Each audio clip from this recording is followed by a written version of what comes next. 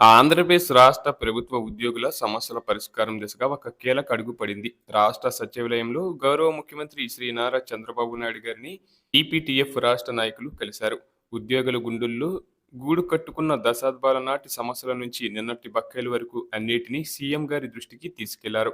ముఖ్యమంత్రి గారు ముందుంచిన అతి ప్రధానమైన డిమాండ్ ఏంటంటే 12వ వేతన సవరణ, పిఆర్సీ.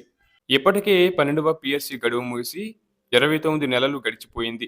పెరిగిన నిత్యావసరాల ధరల దృష్ట్యా కొత్త పీఆర్సీని తక్షణమే అమలు చేసి వేతనాలను సవరించాలని ఉద్యోగ సంఘాలు గట్టిగా కోరాయి. దీనివల్ల లక్షలాది మంది ఉద్యోగ, ఉపాధ్యాయ కుటుంబాలకు ఆర్థిక వెసులుబాటు కలుగుతుంది. అలాగే గతంలో 2017లో ముఖ్యమంత్రి గారు తీసుకువచ్చిన ఏకీకృత సర్వీస్ రూల్స్ ఇంకా అమలుకు నోచుకోకపోవడంపై నాయకులు ఆవేదన వ్యక్తం చేశారు. ఈ ప్రక్రియ త్వరగా పూర్తి చేసి ఉద్యోగుల పదోన్నతులకు మార్గం సుగమం చేయాలని కోరారు.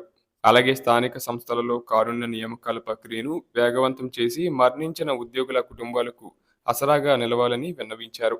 ప్రభుత్వం నుండి రావాల్సిన ప్రతి రూపాయి కోసం ఉద్యోగులు కళ్ళు కాయలు కాచేలా ఎదురుచూస్తున్నారు. ఈ భేటీలో ప్రధానంగా పెండింగ్లో ఉన్న డిఏలను వెంటనే విడుదల చేయాలని కోరారు.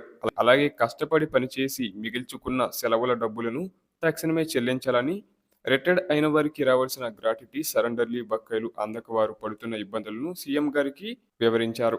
అలాగే పీఎఫ్ ఏపీజీఎల్ఐ క్లెయిమ్స్కు సంబంధించి జూన్ నెల నుండి పెండింగ్లో ఉన్న పీఎఫ్ ఏపీజీఎల్ఐ నగదును 90% వరకు వెంటనే విడుదల చేయాలని కోరారు. అలాగే 2018 నుండి 2023 వరకు పెండింగ్లో ఉన్న డిఏ జీవోల ఎరియర్స్ 11వ పిఆర్సీ బకాయిలను క్లియర్ చేయాలని విన్నవించారు. అలాగే ఉద్యోగుల చిరకాల వాంఛ అయిన సిపిఎస్ రద్దు అంశం మరోసారి తెరపైకి వచ్చింది. పాత పెన్షన్ విధానాన్ని అమలు చేయడం ద్వారా ఉద్యోగుల భవిష్యత్తుకు భరోసా ఇవ్వాలని ముఖ్యమంత్రి గారికి విజ్ఞప్తి చేశారు. అలాగే అత్యంత ఆసక్తికరమైన విషయం ఏంటంటే జనవరి నెలలో జరిగే కేబినెట్ భేటీలో ఉద్యోగుల సమస్యలపై నిర్ణయం తీసుకునే అవకాశం ఉందని ప్రచారం జరుగుతుంది.